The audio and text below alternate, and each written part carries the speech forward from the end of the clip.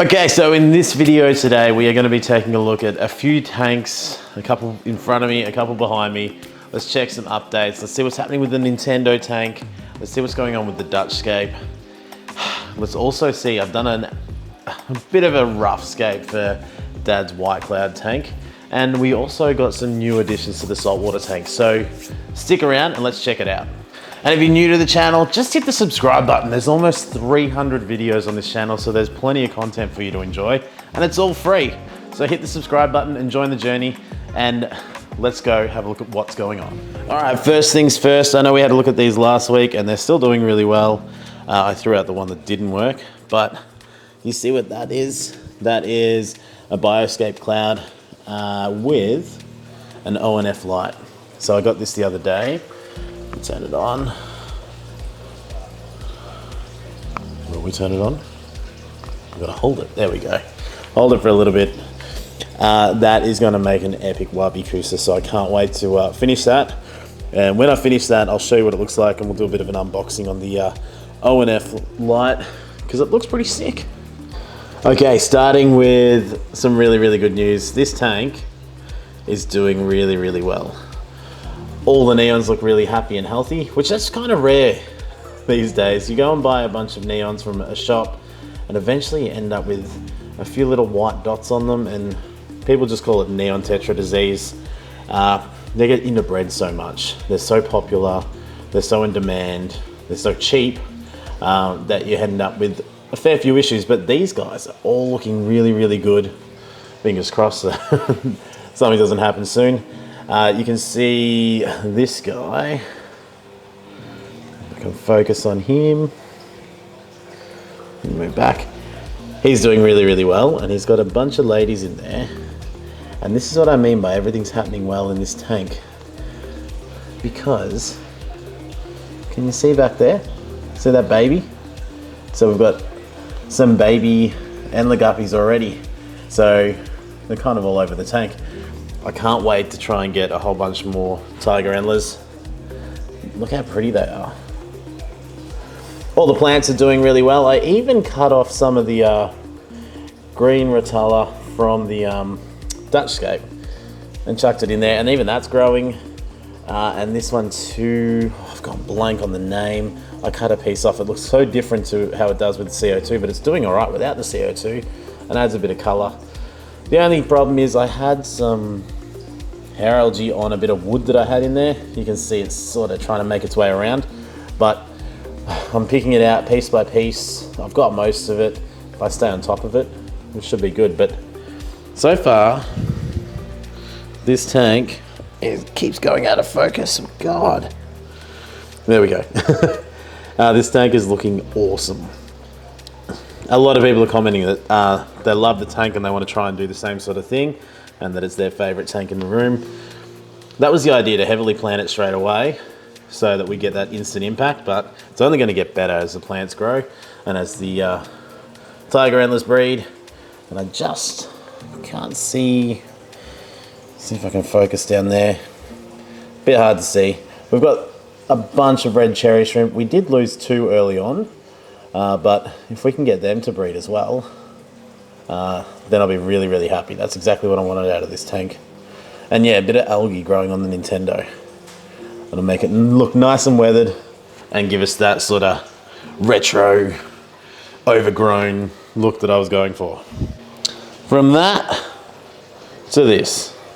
All right, so there's a lot of success and a lot of failure happening in this tank.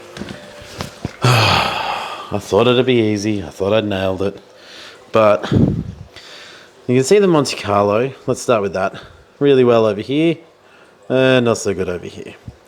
You can see the red and green Rotella over here really well.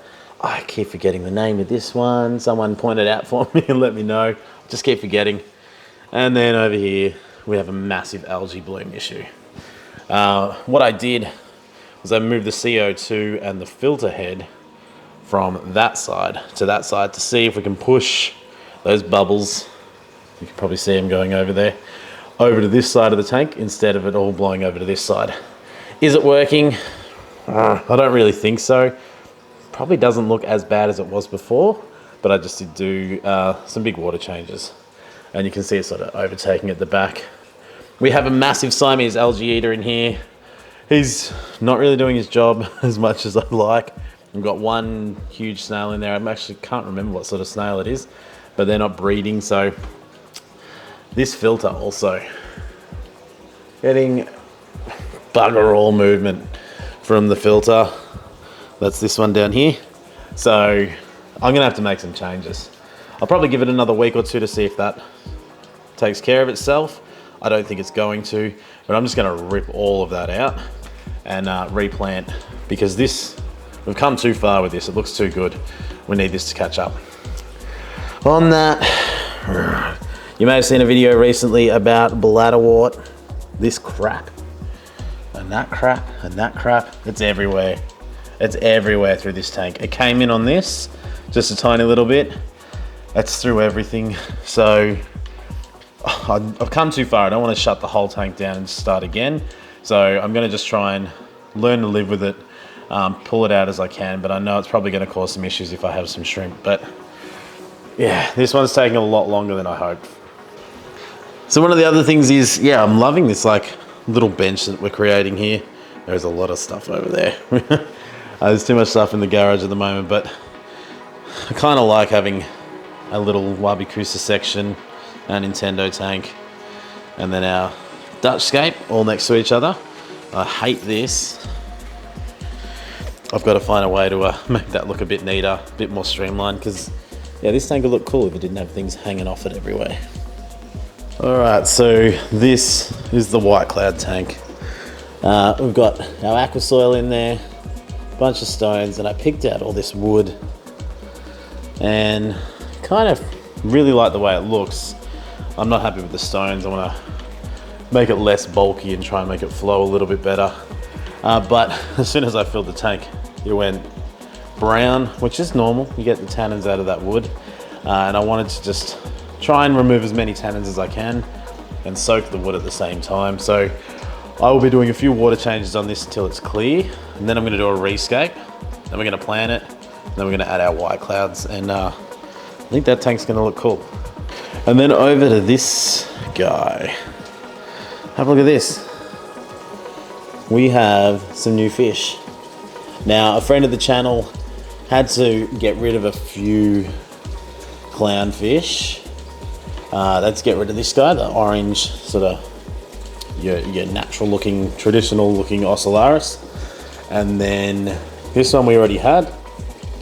Let's get rid of that guy there and that guy there. You can sort of tell they've got a little bit of an orange face, but are predominantly black, and our other black ones in there too. So they're working things out. They've been in there for a bit over a week now. Oh, I've seen these two have one little fight, but really they're not doing too bad.